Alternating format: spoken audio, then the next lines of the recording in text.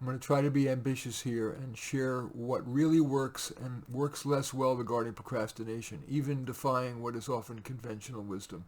But I've had a large number of clients who suffer from procrastination, and I'll share what's worked for them, not worked for them, and what's worked for me and not worked for me. Um, and as you know, if you're watching this, procrastination can devastate a life. Um, I remember, anyway, I'll just say you know that. Okay, so I want to get right to it. So think of this as a buffet of solutions, and choose one or more that you think might work well for you. I believe it's going to be worth your time. It could probably take 20 minutes, but I think if you've suffered with a lifetime of procrastination, it will be. This offers realistic hope for improving your procrastination issues. Okay, foundational. Before anything else, um, this one is selfish. It's really pertains to me. I'm not so sure how much it benefits my clients, but it certainly benefited me a lot. What keeps me from procrastinating much is that I embrace work and productivity as primary. The meaning of life, as far as I'm concerned, is how productive you are, how much you've helped others use your best skills, and if you're a procrastinator, you're getting less done, making less of a difference, and causing yourself more stress. It's foundational. It undergirds everything I do. It has not been so successful with my clients. And a corollary of that is to get comfortable being uncomfortable. Not everything can be fun. It's just some things need to be done. The way the phrase, the rhyme is, it needn't be fun, it just needs to get done. Again, in my heart of hearts, I don't think that's going to work for most of you. But it's absolutely foundational to what has kept me from procrastinating relatively little. This may help you more. Every one of us has different motivations to not procrastinate. It may or may not help you to keep in mind what is your core motivator for not procrastinating, either in general or that task. I have a client, and this is what it helped. It's odd, but for her, she had been irresponsible to her mother, and in fact maybe even have caused her premature death through neglect.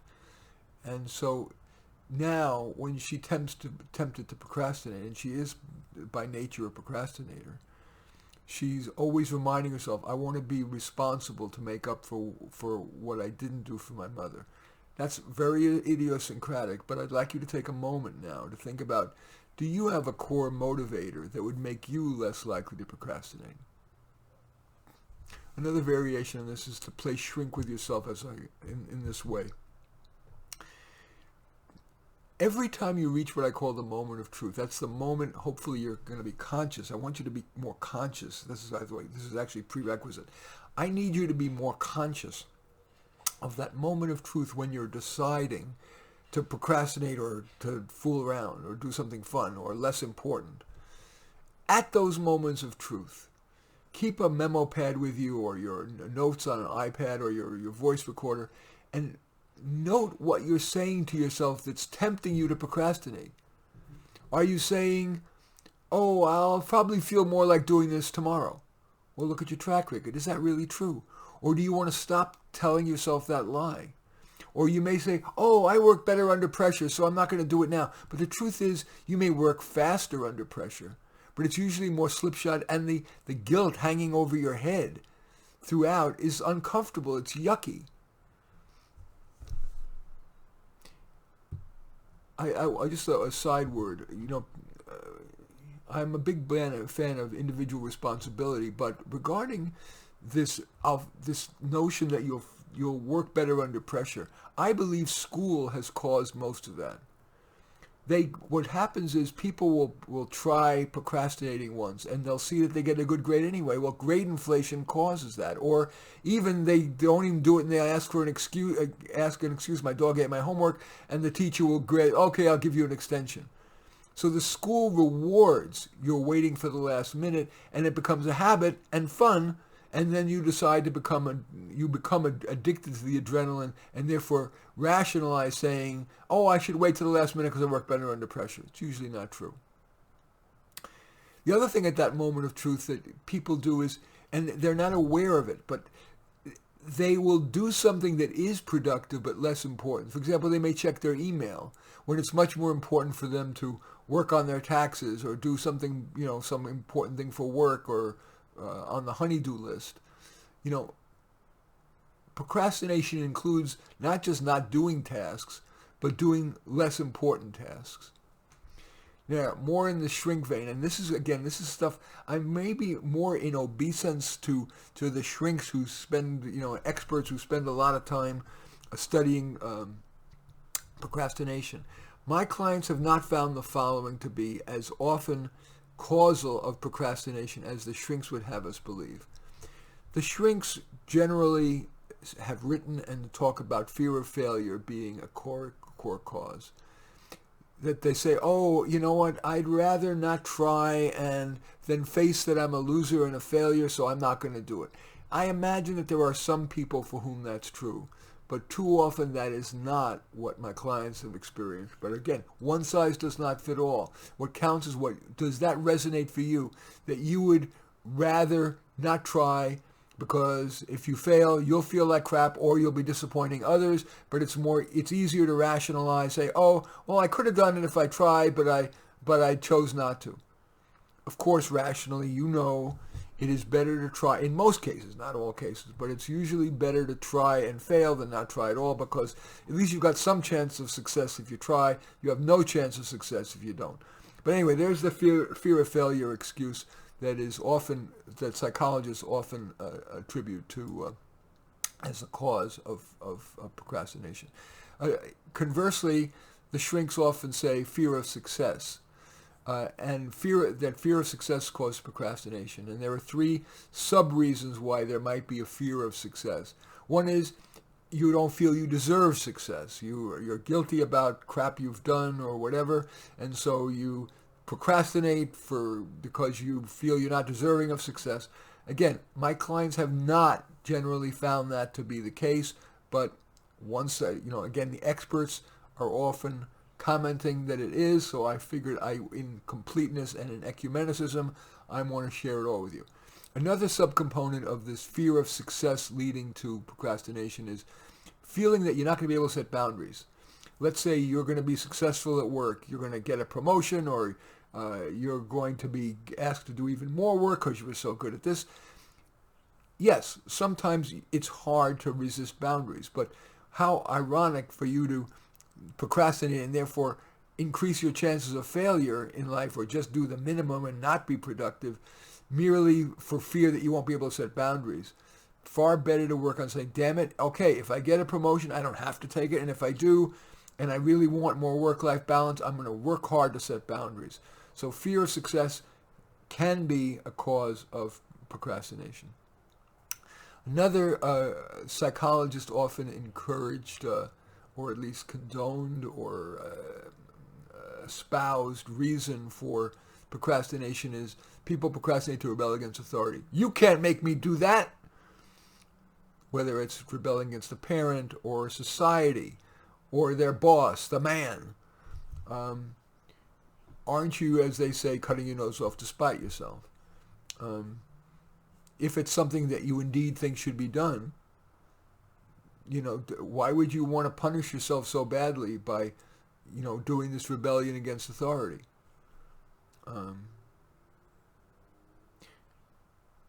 No, I guess I'll say this. All right. Another reason that you might procrastinate, here's something I do believe in. This has worked for many of my clients. Many clients overcome the tendency to procrastinate because they choose to avoid disappointing someone, whether it be disappointing their boss or somebody they promised they were going to do this task to, or more broadly, they want to be a good role model for their child or their partner, and if they're ever procrastinating and suffering the consequences, you're a lousy role model for your partner or your child. And another way you can avoid,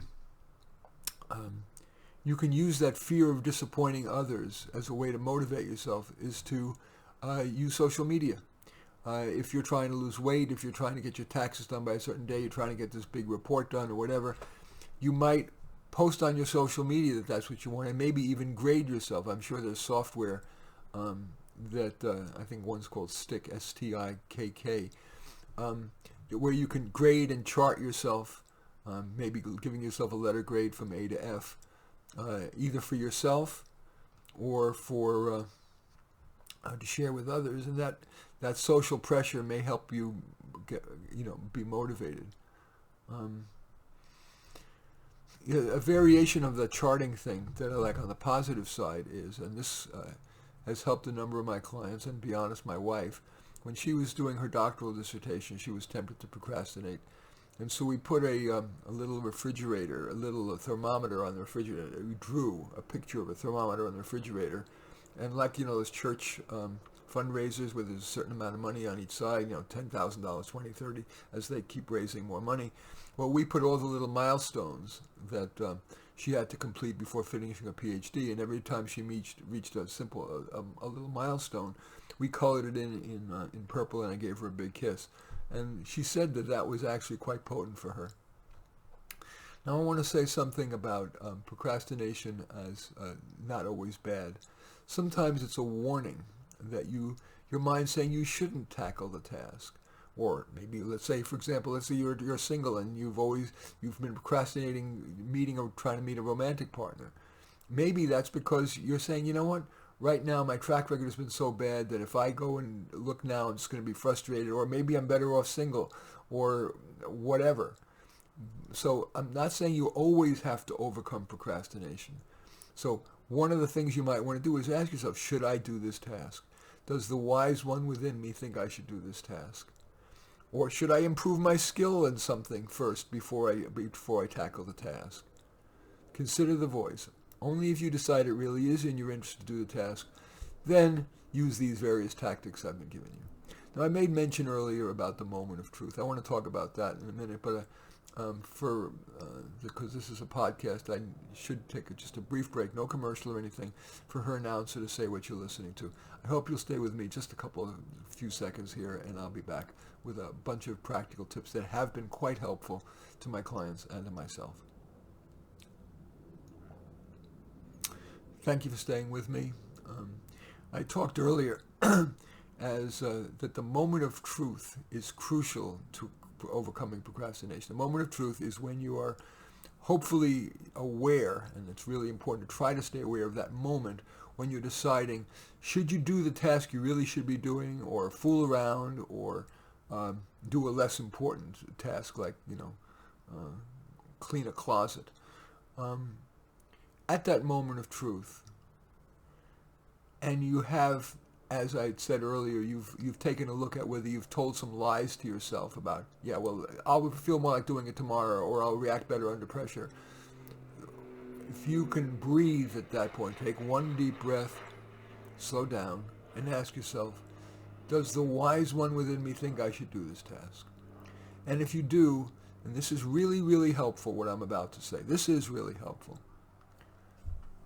Pick your first tiny task. Could be 1 second long, 1 minute long, maybe 5 minutes, and decide, do you want to start with the easiest baby step, the hardest one, the most interesting one, the first item in the sequence of what has to get done?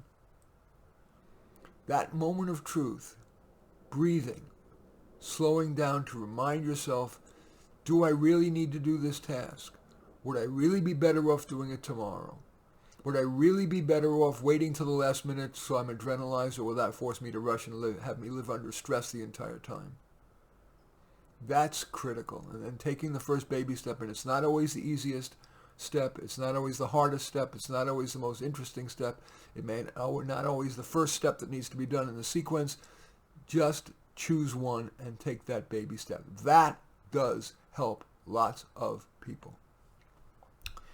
Another way to keep from procrastinating is to ask yourself, can I do this a more pleasant way?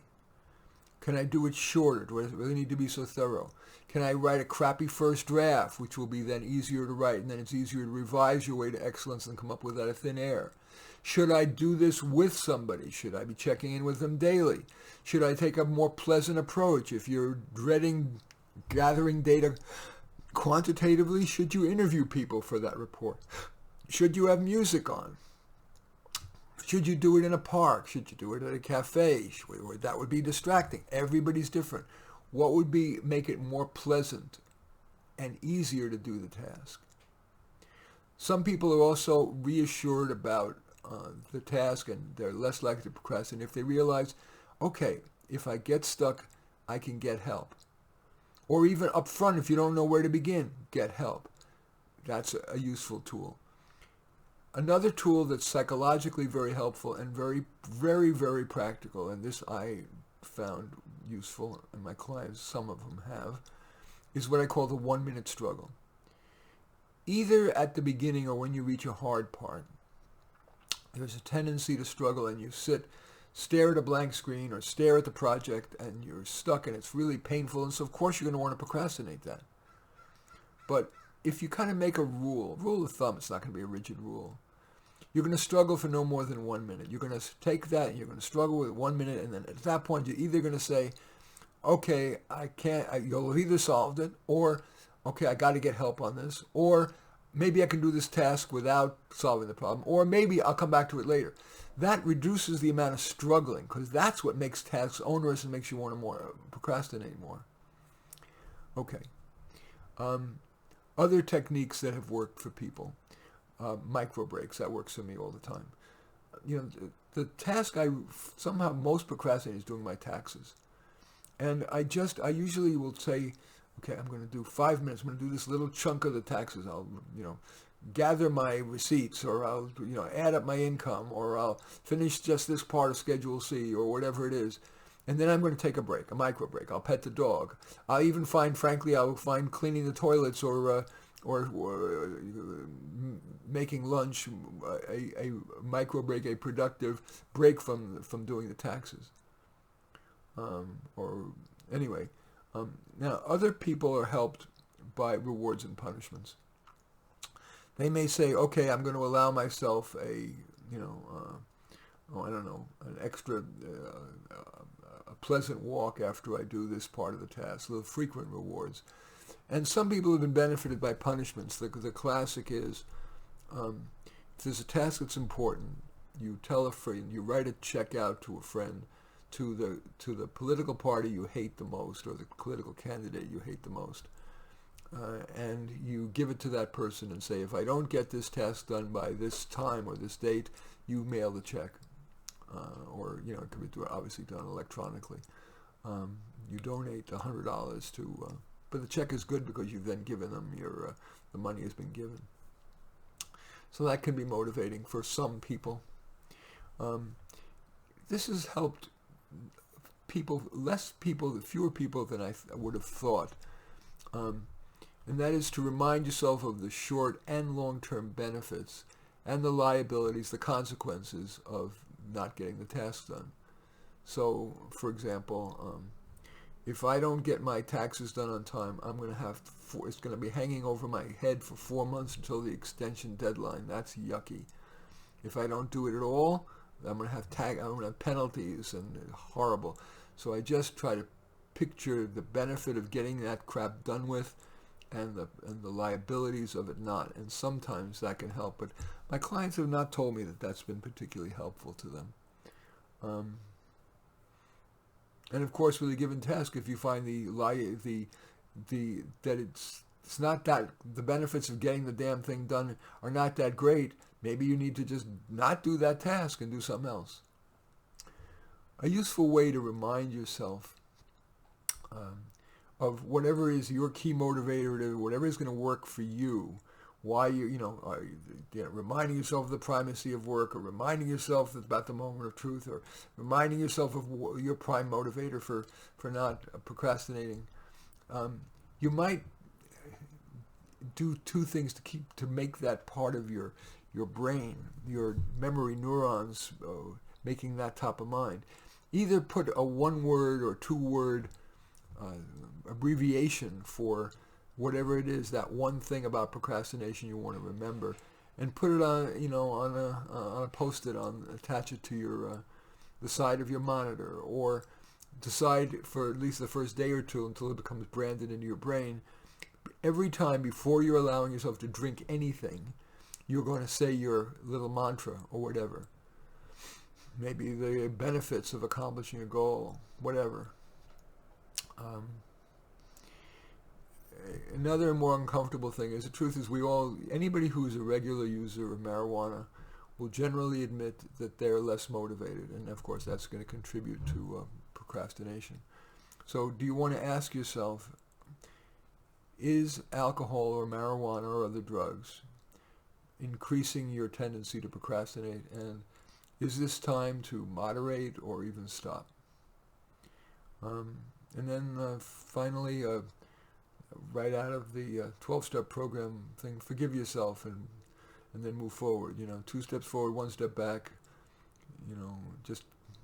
Especially if you're a lifetime procrastinator, it's unlikely that this video, even though it's quite a large buffet of options, is going to cure you. And you don't need to be cured. It may be enough to just moderate your procrastination. Some people do benefit from going all or none. Others just moderate their procrastination so it's not so devastating to your life. And finally, I guess I do want to say, I've been a little skeptical of some of psychologists' claims about the causes of procrastination, because I believe they may be sometimes true, but not as often as these experts imply. But sometimes, indeed, procrastination is caused by really a legitimate severe depression, either situational or lifelong tendency. Sometimes psychotherapy, whether it's cognitive behavioral therapy, perhaps using antidepressant as an adjunct, can help. I'm not an expert in this, I don't know. But in any case, that's my master buffet of approaches to procrastination. I'm going to just very briefly summarize them. One is the foundation. Do you really want to embrace work and productivity as primary to the life well led? That can be motivating. Do you need to get comfortable being uncomfortable? It needn't be fun, it just needs to get done. Do you need to identify your prime motivator, whatever it is, to be a great role model for your daughter, to feel like you are more responsible to your parent? Do you want to give the lie to the lies you tell yourself, like that you'll feel more like it tomorrow, or that you work better under pressure?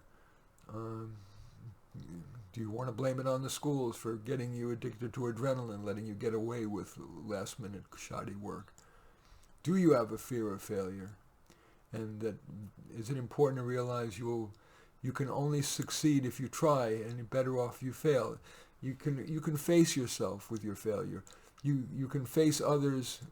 You'll feel better about how you're perceived by others if you've tried and failed than if you're constantly making excuses and saying you didn't do it or you're doing it late. Do you have an undue fear of success? Everybody deserves success, even if you're an axe murderer. The way forward, the path to redemption, is in baby steps forward, not using your having been an axe murderer as an excuse and saying I'm undeserving. And another part of the fear of success, it's not easy to set boundaries, because you may indeed, when you succeed, be given harder work. But it's worth setting those boundaries rather than procrastinating so much that you ensure failure. Again, for some people, rebellion against authority is what's causal. Is it really mature? Is it grown up to just rebel against authority for its own sake, whether it be your parents or society or the man? Isn't it far better to ask yourself, okay, what is in my best interest? What is in my sphere of influence's best interest? I'm not going to just rebel. That's very adolescent. Are you going to be motivated by avoiding disappointing people? Should you do that just by sharing with a friend what your goals are? Should you post on social media your daily letter grade that you give yourself? Sometimes procrastination is not a bad thing. It's an appropriate warning sign you shouldn't be doing the task, that there may be some better task to do. Crucially, remember the moment of truth. That moment when, hopefully again, you're conscious of that moment when you're deciding whether to do the task, some less important task, or just fool around. Slow down at that moment of truth. Breathe. Decide then, are you fooling yourself with something? Then take 1 second, 1 minute, 5 minute, 10 minute subcomponent of the task, baby steps. And whether it's an easy baby step or a hard one or the most interesting one, the first item, fine. Do you want to use a thermometer to track your progress on those baby steps?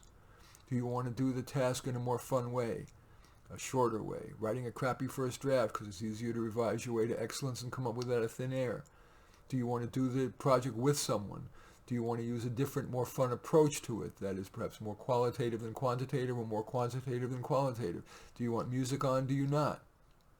Do you want to work in a cafe? Do you want to work at home where there's no distractions? Do you want to, will it help you procrastinate less to get help or know you can? Would it help to try that 1 minute struggle, knowing that in general, when you reach a hard part, whether it be in the beginning or in the middle, that it's worth trying to just try to struggle for a minute and then decide whether to get help, to come back to it later, or figure out a way to do the project without the hard part? Will micro breaks help? Giving yourself little rewards after each component? Would punishments like giving a friend a check to your least favorite charity or political candidate and saying, if I don't meet my deadline, you're going to send that $50 to the charity? Will it help you to remind yourself of the short and long-term benefits and the liabilities and the consequences of doing it and not doing it? Perhaps visualize it. Visualize yourself in jail for not paying your taxes. And if you believe that the liabilities of doing the task outweigh the advantages, then maybe choose another goal. To lock these things into your head before you drink anything, water, milk, coffee, for the next few days, say your little 1 or 2 word mantra of why you want to do your task, what's going to help you overcome procrastination. That one phrase, that one word. Or maybe you want to attach it to the monitor on your keyboard. Do you want to stop or moderate your drug use, alcohol, marijuana, or something else? Because most people find that increases their procrastination. And certainly, when you screw up, and you do procrastinate, it is 2 steps forward, 1 step back. Forgive yourself and try to take the next baby step forward. And finally, if indeed a cause, or at least a partial cause of your procrastination is serious actual depression, might you consider some cognitive behavioral therapy, perhaps using antidepressants or another kind of appropriate drug as an adjunct? Anyway, that's my best that I have to say on procrastination. I welcome your thumbs up and accept your thumbs down. I always look forward to your comments, and especially like it if you hit the share button below. Share on your social media so that my efforts can have broader impact. And I am flattered if you choose to subscribe to my channel. In any event, I do thank you for watching, and if you're listening to this on a podcast, I do like to end each of these with what I think is a very valuable statement, especially today, written by Frank A. Clark. We find comfort among those who agree with us, growth among those who don't. I am Marty Nemko.